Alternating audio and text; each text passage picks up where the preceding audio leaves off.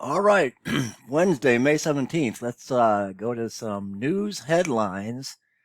Well, the Durham, the let me tell you, long awaited Durham report finally comes out, and Trump, he goes on Newsmax last night. Durham offers great vindication after the Russia collusion hoax.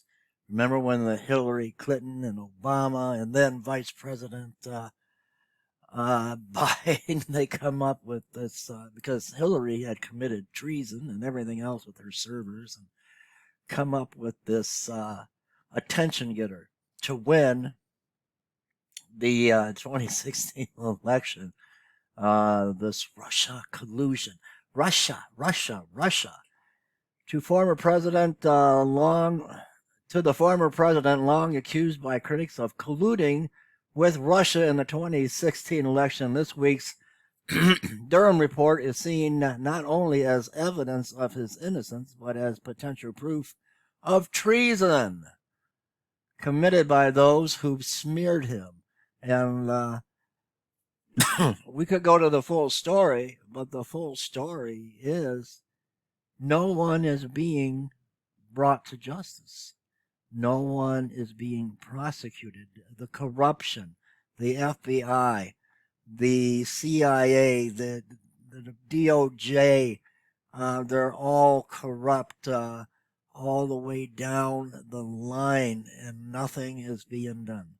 No one is going to face any jail time, arrest. They arrested the former president of the United States over these ridiculous charges in Manhattan, and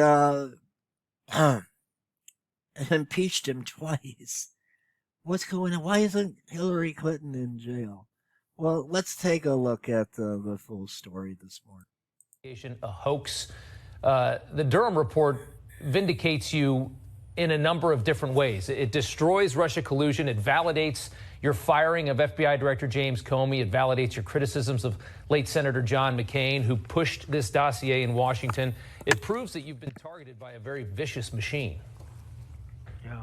Well, that's been obvious to me for a long time. I fired Comey, and that was a very wise thing to do. I'm glad I fired him, and I fired him very early. And he wasn't my pick either. I inherited him, but right. we got rid of him, and it's a lucky thing I did. Otherwise, it would have been far worse. But I would tell you that it's a great vindication, and it feels good. And the report has been, wildly praised. I wish it could have come faster, but the detail that he went into, 308 pages, the detail is extraordinary.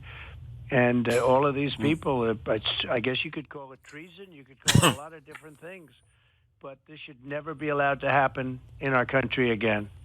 In a White House meeting, then CIA Director John Brennan briefed President Obama that Hillary Clinton had dreamed up a scheme to paint you as a Russian asset, as a distraction from her email disaster.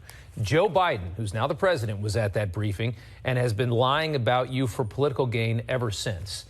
If you get back into the White House, how do you disinfect a town as dirty as Washington, D.C.? Well, there is a deep state, and there are a lot of problems, and I did a lot of firing, but it goes down very low when you look at it. This was really started by when she lost the election, which, according to some people, was was somewhat of a surprise. Okay, I didn't think it was a surprise because I'd go to rallies with like 55,000 people, and she'd have rallies that were not well attended at all. But they called this a big surprise, and they didn't know what to say. And they said, let's blame it on Russia. Somehow somebody came up with the idea, let's blame her loss on Russia. And when they blamed it on Russia, all of a sudden the fake news started picking it up, and it went longer and longer. And all of a sudden it was a week, and then 2 weeks, and then ended up going 2.5 years. They made the most of it, and it's a disgrace. But this was really an excuse for why she lost the election. She blamed it on Russia, and it's very sad, very, very bad for our country. Despite that, we did things that nobody thought were possible. The biggest tax cuts in history, rebuilt our military, biggest regulation cuts in history, Space Force. I mean, we did so much. By the way, strongest border ever, greatest economy ever, no inflation. You know, we had the strongest border in the history of our country, and now you have the worst border in the history, maybe of the world, because I don't think anybody in the world has ever had a border like this. Yeah. It's a disaster. So despite this, we did so great. But it's, you know, we had to fight our way through this.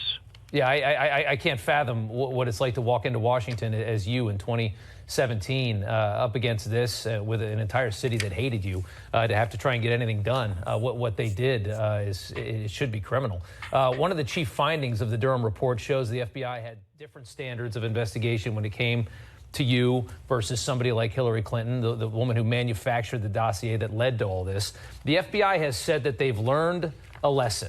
That's what their statement in response to the Durham report says. They've learned a lesson. They learned it a few years ago. But they still obviously haven't learned anything. If you look at how they're covering up Biden's corruption with Hunter, what they did with the tech companies before the 2020 election. When you hear the FBI make this claim that they fixed all this, 3 years ago, what's your response to that? Well, it's going on right now with fake investigations. You look at the Boxes hoax. You look at all of the different things and all of the people that they're trying to terrorize. It's a disgrace. It goes on. It just continues with these people. And they're sick. They're sick people. There's something wrong. They're sick. They're sick people indeed. And, well, everybody, thanks for watching. And, my goodness, Trump is vindicated, yes, but what about the criminals? What about the ones that put forward this hoax, this Russian hoax, Russian collusion? I mean, what are they going to do? It's all run by the elitist, the FBI, the CIA, the Department of Justice. And are they going to arrest themselves? There's no one to hold them accountable. Oh, my. Follow me for